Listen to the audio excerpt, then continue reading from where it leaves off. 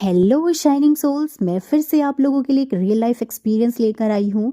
ये किस्सा है मोहन जी का, जो दिल्ली के रहने वाले हैं, जिनकी उम्र है 65 ईयर्स।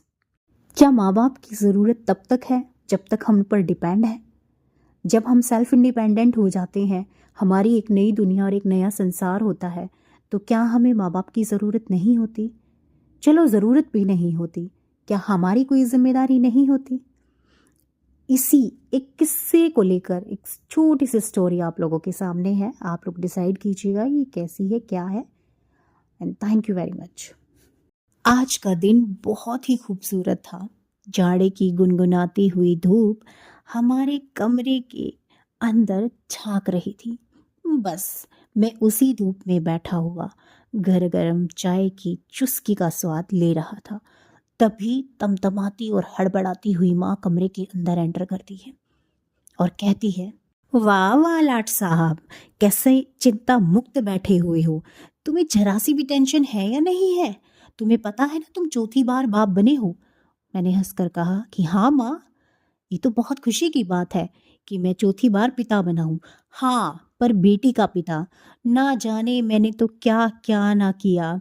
मैं किस मंदिर नहीं गई, मैंने कितने व्रत किए, मैंने कितने दान किए, मैंने कितने तीर्थ किए, पर ना जाने कौन से देवी देवता हमसे कोप में है, और ये चौथी बार भी हमें बेटी का ही मुंह देखना पड़ा।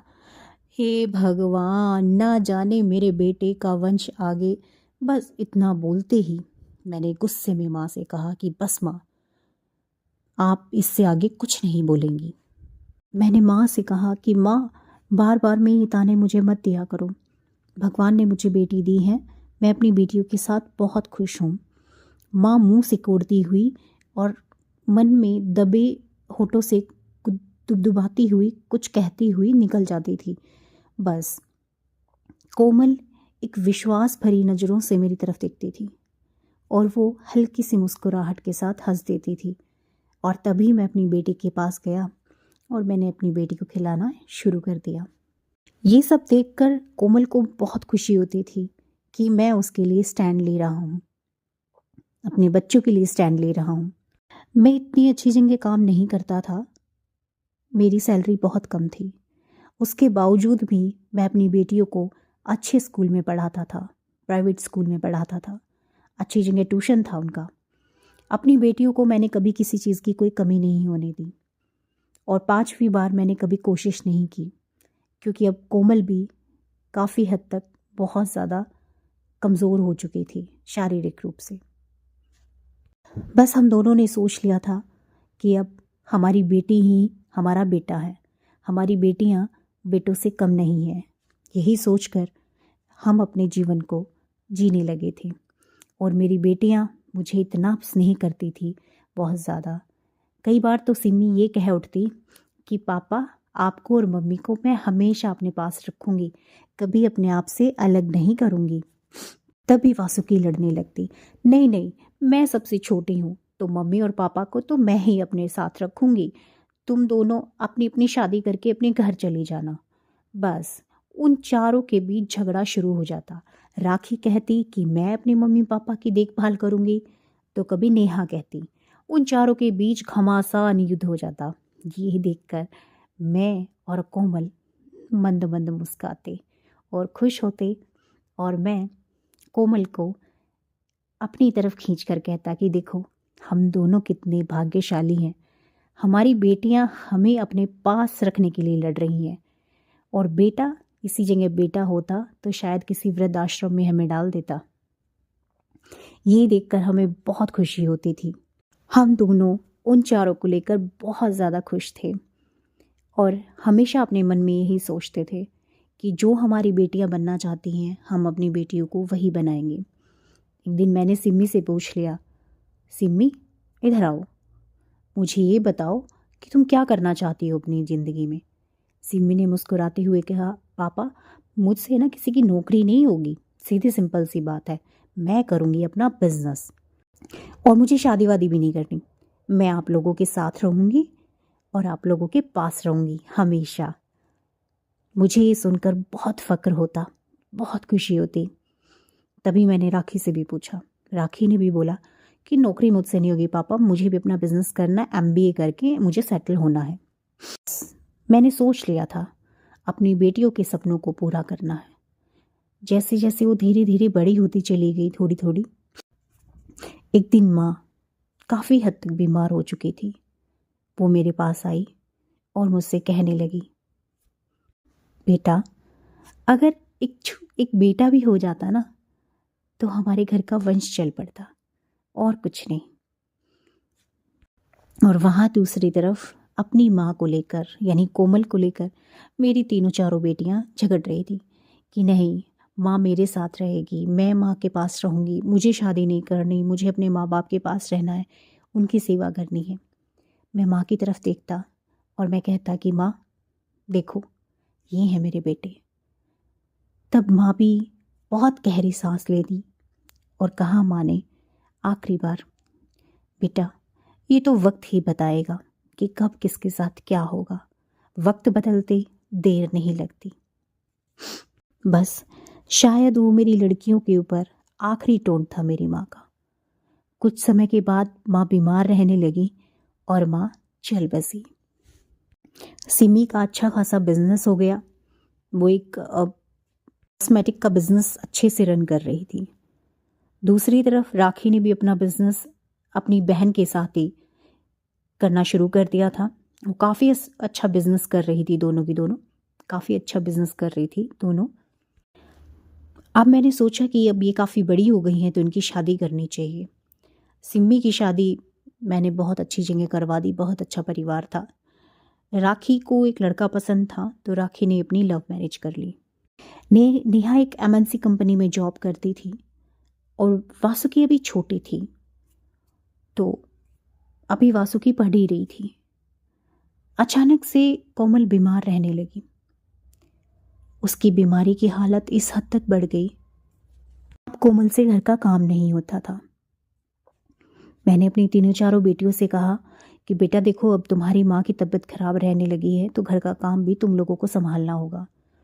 तो मेरी सारी बेटियां बढ़ चढ़कर हाँ पापा हम संभाल लेंगे, आप चिंता मत कीजिए। मुझे उनकी सिर्फ शादी की चिंता थी। सिम्मी और राखी की शादी हमने करवा दी थी। उसके बाद नेहा और वासुकी बचे थे।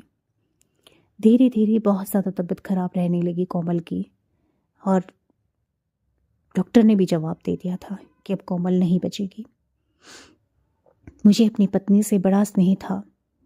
हर किसी को अपने जीवन साथी से बड़ा स्नेह होता है, और जब आप इस उम्र के दौर पर होते हो, करीबन 50-55 के बीच, आपको जीवन साथी की बहुत ज़्यादा अधिकता महसूस होती है, बहुत कमी महसूस होती है। आपको लगता है कि अब ये टाइम जो है, ये टाइम मी टाइम है, मतलब हमारा टाइम है।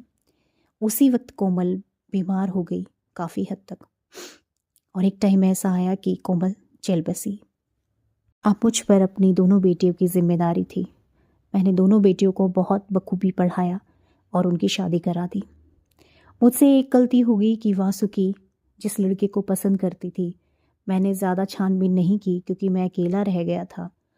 तो वासुकी गरीब घर में गई, लेकिन उसकी सास बहुत तेज थी, पर फिर भी मुझे शांति थी कि अपनी पसंद से शादी की है, और मैं खुश था अपनी बेटियों को लेकर। उम्र के दौर गुजरते चले गए। बेटियों का घर में आना भी कम हो गया। अब बुढ़ापे का वो दौर आया था कि अब मैं काफ़ी हद तक बूढ़ा हो चुका था और मेरी तबीयत भी ख़राब रहने लगी थी। अब मेरी कंपनी वालों ने भी मुझे रिटायरमेंट की अनुमति दे दी थी कि अब आपसे काम नहीं होगा, आप रिटायरमेंट ले लीजिए। मैंने सोचा चलो रिटायरमेंट लेकर अपनी चारों बेटियों के पास रहूँगा। बड़ी बचपन में लड़ती थी वो, पापा मेरे पास रहेंगे, मम्मी मेरे पास रहेगी, मैं तो जाऊँगी नहीं छोड़कर। तो वक्त आ गया है, चलो अब ये वक्त अपनी बेटियों के साथ निकाला जाए। मैंने कंपनी से रिटायरमेंट लिया और बस यही सोच के उधेड़ बुन में अपने कपड़े वपड़े मैंने पैक किए और मैं सबसे पहले अपनी बड़ी बेटी सिम्मी के यहाँ के लिए रवाना हो गया। बस जा ही रहा था और मन में हज़ार तरह के सवाल थे कि मेरी बेटी मुझे देखकर कितनी खुश हो जाएगी, कहेगी पापा आप यहाँ, इतनी खुश हो जाएगी। और अपनी बेटी की वो चेहरे पे खुशी देखने के लिए मैं बड़ा उतावला था। जब मैं अपनी बेटी के घर गया तो उस बेटी के घर में कोई नहीं था, नौकर था। नौकर आया, नौकर ने मुझसे पूछा, हाँ जी क्या काम है? मैंने कहा कि मुझे सिम्मी से मिलना है। कहा मैडम घर पे नहीं है, ना सर घर पे है ना मैडम घर पे है। मैंने कहा मैं सिम्मी का पिता हूँ। तो उसने सिम्मी को फ़ोन किया, तो सिम्मी ने कहा कि हाँ बैठाइए आप मेरे पिता को। मैं बैठ गया, मैंने इंतज़ार किया। रात के करीबन 11 या 12 बज गए मुझे बैठे बैठे। नौकर ने मुझे खाना पानी दिया। 12 बजे के करीब सिम्मी आई और काफ़ी थकी हुई थी। उसका जो पति था उसने मेरे पति यानी विवेक ने मेरे पैर छुए।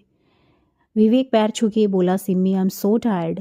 कहकर विवेक चला गया कि पापा आप भी खा पी के सो जाइएगा, मैं बहुत थक गया हूँ, तो मैं तो जा रहा हूँ सोने। वो चला गया।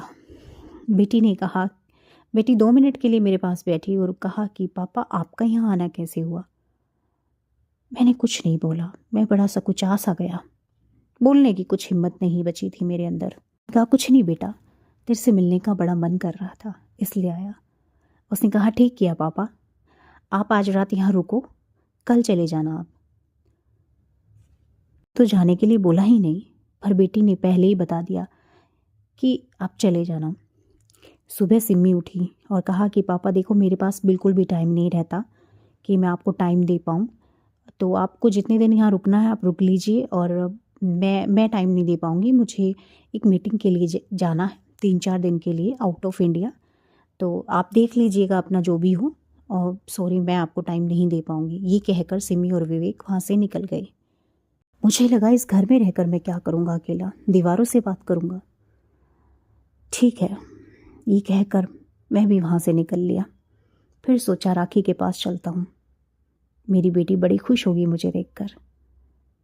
मैं राखी के पास गया, राखी के घर की घंटी बजाई तो राखी की सास बड़ी चिल्ला रही थी। चिल्लाते चिल्लाते उसने दरवाज़ा खोला और कहा, अरे समधी जी आप आइए आइए। उसने मुझे बिठाया। मैंने पूछा राखी कहाँ है, तो उसकी सास ने बताया कि राखी सो रही है, रेस्ट फरमा रही है मैडम। उसकी सास मुझसे उसकी बुराइयां करने लगी। आपकी बेटी घर में कुछ काम नहीं करती है, कोई लेना देना नहीं है उसे घर से, हमेशा झगड़ा करती है, बेटे को भी सिखा के रखती है। मैं ये सुन सुन के बड़ा परेशान हो गया था। तभी राखी नीचे उतर कर आई और कहा कि व्हाट अ सरप्राइज़ पापा, आप यहाँ पे कैसे? मैंने कहा कुछ नहीं बेटा, तुझसे मिलने आ गया। तो कहती थी ना बचपन में कि पापा मेरे पास रहेंगे मेरे पास रहेंगे, तो देख अब मैं तेरे पास रहने आ गया। तभी राखी ने कहा कि पापा आप देख तो रहे हैं मेरी सास कैसी है, मैं आपको नहीं रख सकती, ये इतना ताने मारती है, मेरा ही जीना हराम कर रखा है इसने, मैं आपको कहाँ रखूँगी। आप एक काम कीजिए, आप नेहा या वासु की दीदी के पास चले जाइए, यहाँ पर नहीं हो पाएगा पापा, मेरी सास बड़ी खड़ूस है, प्लीज़ मैं आपके घर आती जाती रहूँगी, पर यहाँ पर नहीं हो पाएगा, प्लीज़ आप देख लीजिए कहीं और। ये कहकर राखी चली गई। मैं उसके घर से वापस आया।